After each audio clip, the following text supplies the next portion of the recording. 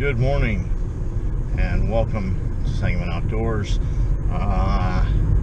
Snuck out of the house on this Saturday morning. Nolan's still in bed, Hammer's still in bed, my wife's still in bed, and here's my plan. I'm going to go get the stand that was out there on the island where I fell back in 2016.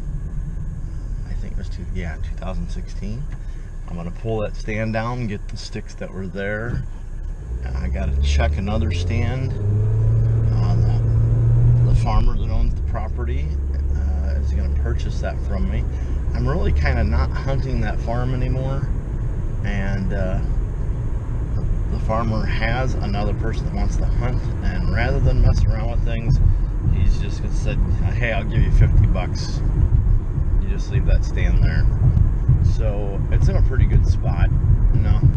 I'll do interviews from the island stand and the stand, but I want to make sure that I go through and safety wise, make sure the straps are right.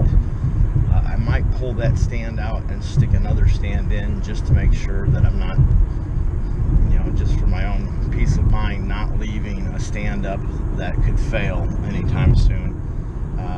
I have literally a brand new one in the back of my trunk here that I didn't pay. I think I paid 25 bucks for it. It's nothing special, but it's a stand, and the stand does have a lifeline. So I'm just gonna make sure the sticks are right, the straps are good. Anytime you leave a stand up over the year, I put this up 2 falls ago, and I never hunted it last fall. So my peace of mind is I gotta go check. I'll put my lineman's belt on, I'll engage the lifeline, and I'll go up there. I'm gonna loosen and retighten every strap on the climbing sticks, and then I think I will pull down the stand that's up there, lower it to the ground safely, and take the stand that I have back here and put it up. And then the island stand and the sticks that are there are coming down and coming home with me. And I'm going to go through all my stands, which I have a bunch of. They're in my garage, and I'm going to put them up for sale. And my plan is, I have identified the stand that I want to buy. It is going to be a public land portable. Go in, sneak up the tree quietly, put the steps up, hang the stand, and then when I'm done, pack it out with me. I think the whole thing is only going to weigh around 20-25 pounds with the new stand and the sticks, and they'll hook right to my pack. So whether I'm using my shotgun or muzzle loader or crossbow, it's going to come in and out each trip. And I do have one climber that I'm going to keep. It's a Summit. It's old and it's heavy, but it is very comfortable. So if I'm ever going to do, like, maybe the first day of shotgun in a state park that is a either sex tag, so I could use it on a doe or I could use it on a buck. In most state parks around here, the buck's got to be 8 pointers or better, and if I'm going for an 8-pointer or better, I'm probably going to only take one that is a good one or use it on doe.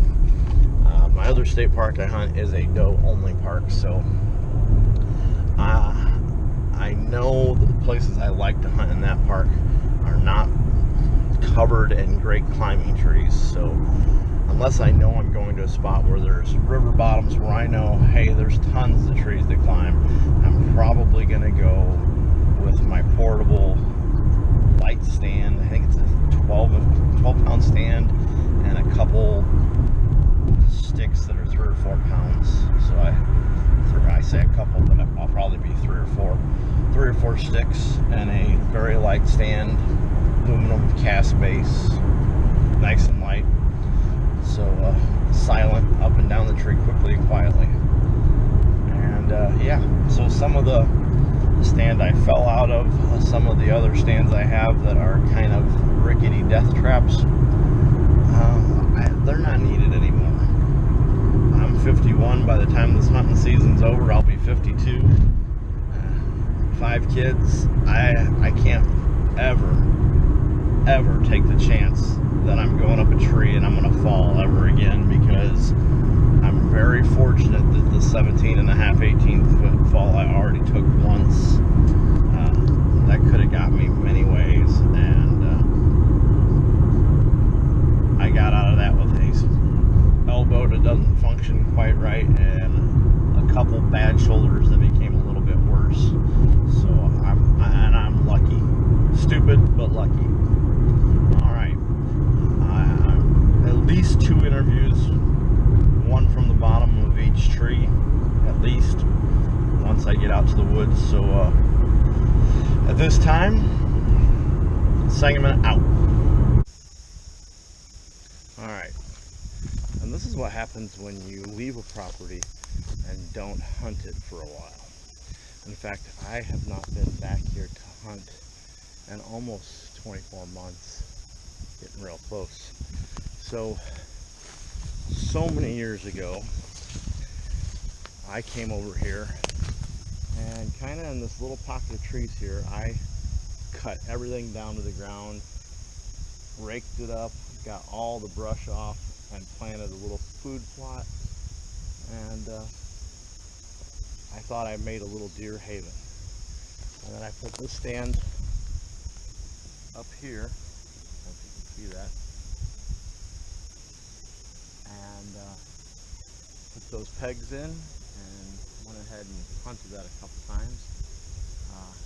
Had a small buck walk right underneath me, right through the middle of this, that I could have shot, but I waited because I knew I was going to take my stepdaughter Jamie on a youth hunt. Now this has been, boy, maybe 4 or 5 years ago, maybe longer than that, I don't know. So when I brought her on the youth hunt, I thought, man, if that little buck walks by morning or evening, we're gonna have a great spot, because we had this, an old construction scaffolding we put up in there, and I just climbed her up there. She fell asleep and took a nap laying down up there while I held on to her. And here's another view of this area that I cleaned out, and if you notice, it's not very far at all from this field edge that I'm walking towards. So I'll spin around here when I get out to the edge.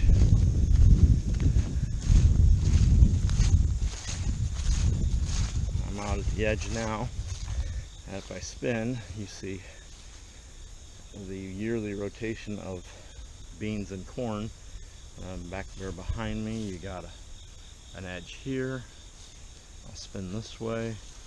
You got another edge down there, and that's where my stand is that I just sold. So I'm going to do the maintenance on that one. And then out here behind me, I have what I call the island. That's where I fell. That's where I had a great stand that I thought I was going to kill out of. While I was doing stand maintenance there without a harness on, carrying a chainsaw up the ladder, down I went. So I'm going to go pull that out, and I'm going to come down here to my left and get that one fixed up real good. So, alright, we are back here at my first tree, and I'm going to slowly guide you up. Right up in there is the stand. It's not that super high off the ground, but as you can see, I need some maintenance after not being in this tree for at least 2 years. But it's up there. I'm going to trim some lanes. I'm going to get the vines off. I'm going to check the stand, and I think I'm probably going to pull that stand out and put a new one in. My steps seem to be in great shape, so I'm not really worried about them.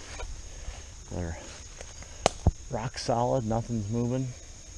Snakes their way up there, and like I said, there's a lifeline up there, but it's covered in vines, so I'm gonna have to do some work there. But yeah, so back here on the ground, time to put the camera away get the safety harness on, and get some work done. So here we go. All right, one more time here with safety first. This is my hunting safety systems vest, lifeline safety harness. So I got it around both legs, buckles around me. I got a tether up the top that I can hook up to a lifeline or just the top of the tree line, whatever I need to keep myself safe. And I have this